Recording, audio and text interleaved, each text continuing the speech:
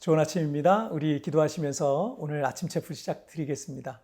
하나님 아버지 감사합니다. 이 아침에도 하나님 앞에 예배하며 오늘 하루를 시작합니다. 말씀하시고 은혜를 주시고 또 그 말씀에 나를 비춰보며 오늘 하루를 주님 안에 살게 하여 주옵소서. 감사하며 예수님의 이름으로 기도하옵나이다. 아멘.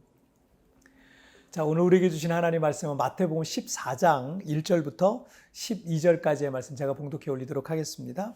그때 분봉왕 헤롯이 예수의 소문을 듣고 그 신하들에게 이르되 이는 세리 요한이라 그가 죽은 자 가운데서 살아났으니 그러므로 이런 능력이 그 속에서 역사하는도다 하더라.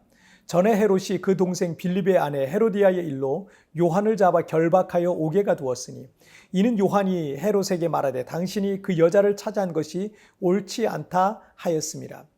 헤롯이 요한을 죽이려 하되 무리가 그를 선지자로 여김으로 그들을 두려워하더니 마침 헤롯의 생일이 되어 헤로디아의 딸이 연석 가운데서 춤을 추어 헤롯을 기쁘게 하니 헤롯이 맹세로 그에게 무엇이든지 달라는 대로 주겠다고 약속하거늘 그가 제 어머니의 시킴을 듣고 이르되 세례 요한의 머리를 소반에 얹어 여기서 내게 주소서 하니 왕이 근심하나 자기가 맹세한 것과 그 함께 앉은 사람들 때문에 주라 명하고 사람을 보내어 옥에서 요한의 목을 베어 그 머리를 소반에 얹어서 그 소녀에게 주니 그가 자기 어머니에게로 가져가니라.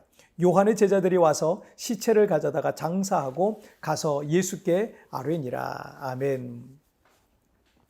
1876년에 미국 매사추세츠 농업대학에 학장으로 있었던 윌리엄 클라크라는 분이 계세요. 이분이 일본 홋카이도의 개척을 위해서 삿포로 농업학교 초대 교장으로 초대를 받게 됩니다.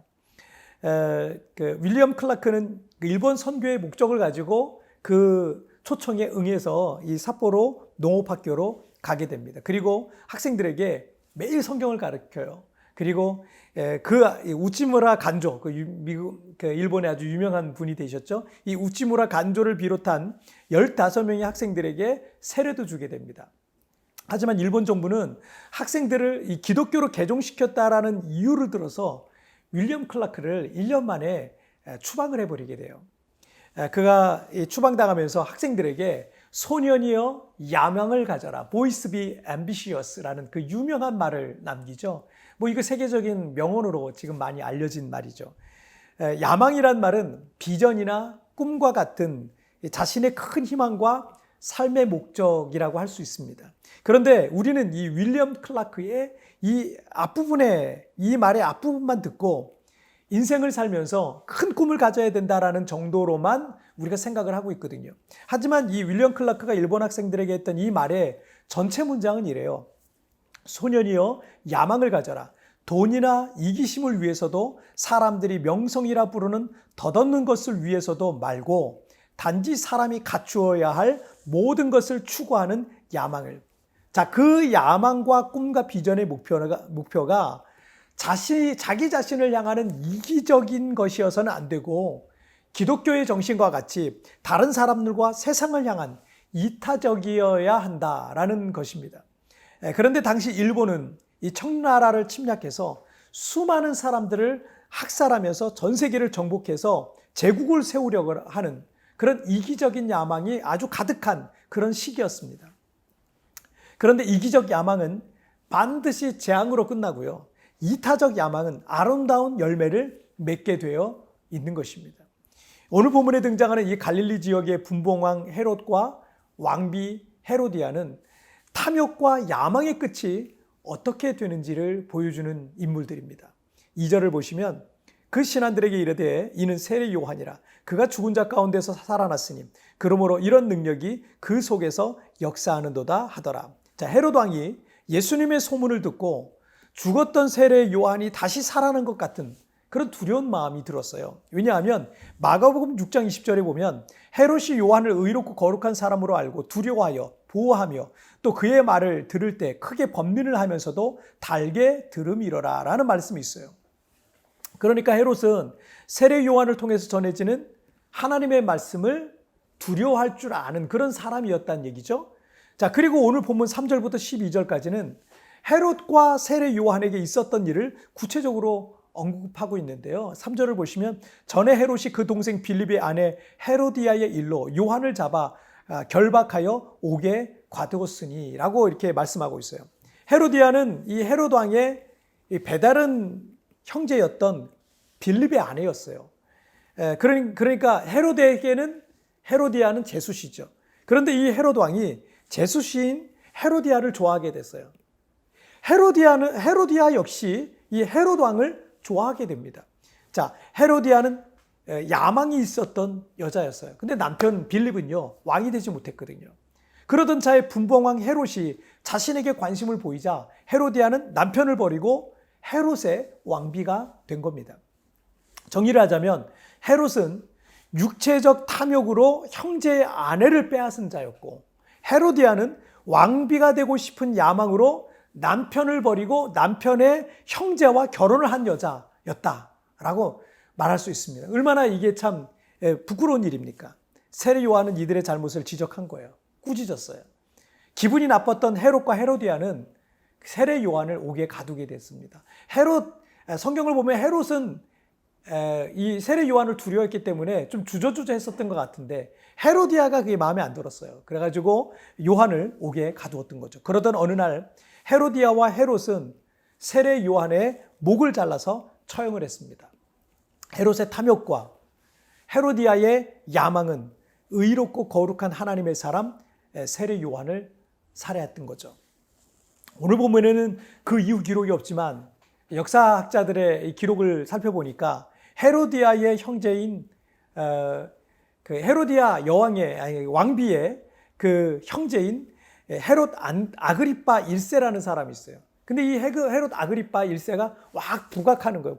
부상하고 그리고 한 지역에 다른 지역에 분봉왕으로 딱 앉게 되니까 그 형제였던 그 이 헤로디아가 그 시기가 난 거예요. 그래서 자기 남편이 더 잘 돼야 된다라는 생각 때문에 남편 이 헤롯 안티파스인데 이 헤롯 안티파스를 부추겨서요 로마 황제에게 자기 형제인 그 아그리파 왕을 모함하게 합니다. 그런데 오히려 이 아그리파의 역공을 받아서 헤롯 안티파스와 헤로디아는 유배당하게 되고요. 유배지에서 쓸쓸하고 초라한 죽음을 맞게 되었다고 합니다. 이기적 탐욕과 세속적 야망의 끝은 저주와 재앙뿐입니다. 지금 당장이야 다른 사람들을 누르고 빼앗고 더 큰 부와 명예를 얻는 듯하지만 얼마 지나지 않아서 그 자랑하던 것들은요 구름처럼 그 눈앞에서 사라지게 될 겁니다. 그리고 저주와 재앙 한가운데 그가 있게 될 거예요. 누가복음 12장 15절에서 예수님은 삼가 모든 탐심을 물리치라 라고 말씀하셨어요. 우리가 꿈과 비전과 야망을 갖되 윌리엄 클라크가 말한 것처럼 내가 아닌 타인을 향한 즉 하나님과 이웃을 더욱 사랑하는 꿈과 야망을 갖기를 바랍니다. 헤롯과 헤로디아와 같이 그런 잘못된 탐욕과 잘못된 야망은 반드시 그 스스로를 망하게 만들 수밖에 없다는 사실을 기억하시길 바랍니다. 자, 우리 찬양 한 곡 같이 드리겠습니다. 화려하지 않아도 정결하게 사는 삶 가진 것이 적어도 감사하며 사는 삶 내게 주신 작은 일 나눠주며 사는 삶 이것이 나의 삶의 행복이라오. 눈물 날 일 많지만 기도할 수 있는 것 억울한 일만 하나 주를 위해 참는 것 비록 짧은 작은 삶 주 뜻대로 사는 것 이것이 나의 삶의 행복이라오. 이것이 행복이라오. 세상을 알 수 없는 하나님 선물 이것이 행복이라고.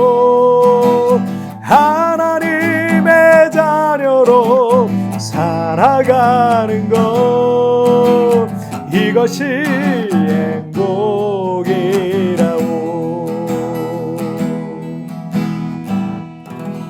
아멘.